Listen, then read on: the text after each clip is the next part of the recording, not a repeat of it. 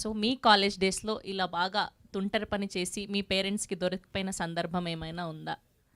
పేరెంట్స్కి ఎప్పుడు దొరకలేదు, పాపం వాళ్ళు చదువుకోలేదండి. ఓకే. 9th క్లాస్లో అటెండెన్స్ వేయించుకోగానే కరెక్ట్గా మున్సిపల్ హై స్కూల్ నర్సరావుపేట గోడ దూకేసి 11 షోకి వెళ్ళేవాడిని, పక్కనే ఉండే సత్యనారాయణ టాకీస్ అని. అది ఇంటర్మీడియట్కి వచ్చేసరికి ఒకసారి తప్పానండి, ఇంటర్మీడియట్ తప్పాను నేను. ఇంటర్మీడియట్కి వచ్చేసరికి డైలీ నర్సరావుపేట నుంచి రిలీజులు ఉండేవి కాదు, నర్సరావుపేటలో 7 థియేటర్లే ఉండేవి. సో గుంటూరులో అయితే మాకు 16 థియేటర్లు దాకా ఉండేవి. Morning first show second show రెండు చూసి దొంగల బండికి దొనకొండ బండి ఉండేది, ఆ బండికి నర్సరావుపేట వచ్చేవాళ్ళం. ఇంతకు మించి ఏమీ లేదు, చదివింది లేదు చచ్చింది లేదు, అన్నీ అబద్ధాలు. ఆ తర్వాత నేను అప్పుడు కూడా కొంచెం ఎమోషనల్గానే మాట్లాడేవాడిని. అలా మా కాలేజ్ ఫంక్షన్లో కొంచెం ఎమోషనల్గా మాట్లాడాను, డిగ్రీ కాలేజ్. ఏమంటే మీరు చెప్తున్నారు కానీ అంతగా ఎక్కట్లేదండి అని అనేవాడిని. అంటే వాళ్ళలో లేదు లోపం, నేను అసలు విన్సేస్తే కదా. సో అలాసరికి సర్లే సెకండ్ ఇయర్ చూద్దాం థర్డ్ ఇయర్ చూద్దాం అనుకున్నారు. అమ్మతోడు ఆ 2 సంవత్సరాలు చదివానండి నేను, వీళ్ళు నన్ను గట్టిగా పడతారనేసి. సో చదివింది తక్కువ, కానీ చదివితే చాలా బాగా చదివేవాడిని. సో చదవకుండానే ఇంత జ్ఞానాన్ని తెచ్చుకోగలిగారు. చదివాను తల్లి, డిగ్రీ కాదు ఫెయిల్ అయ్యాను అన్నారు కదా ఇంటర్ ఫస్ట్ ఇయర్. సో అలా ఫస్ట్ అటెంప్ట్ లోనే పాస్ అయ్యి ఉంటే 10th కూడా ఫెయిలే. అయ్యో 10th ఫెయిల్. మమ్మల్ని మించిన బేవర్స్ నా కొడుకులు ఈ భూమి మీద ఉండరు. సో ఇంత జ్ఞానోదయం అంటే నాతో పాటు మా జీవన్ కానీ మా బ్యాచ్ అంతా వేరే ఉంది, ఒక batch. Thank you sir, thank you so మీరు? మచ్.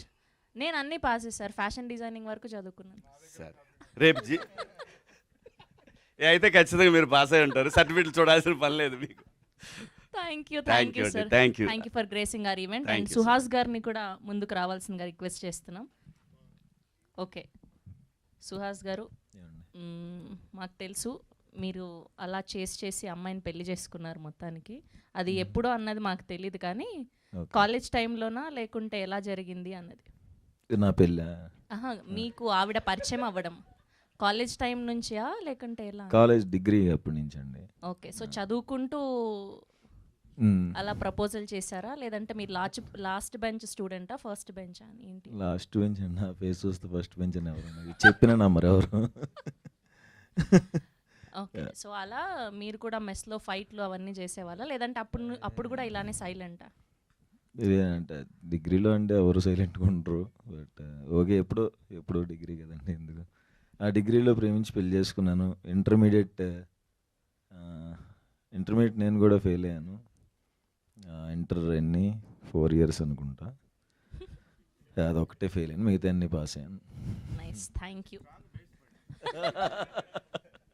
సో ఫెయిల్ అయిన వాళ్ళందరూ కూడా తర్వాత చదువులో అలా ఫెయిల్ అయినా తర్వాత సక్సెస్ఫుల్ యాక్టర్స్ అవుతారని చాలా మంది నిరూపించారు.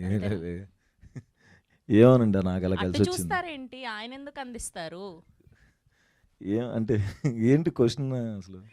క్వశ్చన్ మీరు లాస్ట్ బెంచ్ స్టూడెంటా ఫస్ట్ బెంచ్ స్టూడెంటా? సో ఇలాంటి తుంటరి పనులు లాస్ట్ బెంచ్ తుంటరి పనులు చేసామండి. ఇంటర్మీడియట్లోనే February 14th అప్పుడు మాది చైతన్య, నేను విజయవాడలో February 14th రోజు మా బ్యాచ్ అందరూ కనపడకపోతే వీళ్ళకి లవర్స్ ఉంటారేమో అని అనుకుంటారని మేము విజయవాడలో ఓషన్ పార్క్కి వెళ్ళి ఎగ్గొట్టి మళ్ళీ సైకిల్స్ తీసుకోవడానికి కాలేజీకి వస్తే అందరు ఫాదర్స్ ఉన్నారు.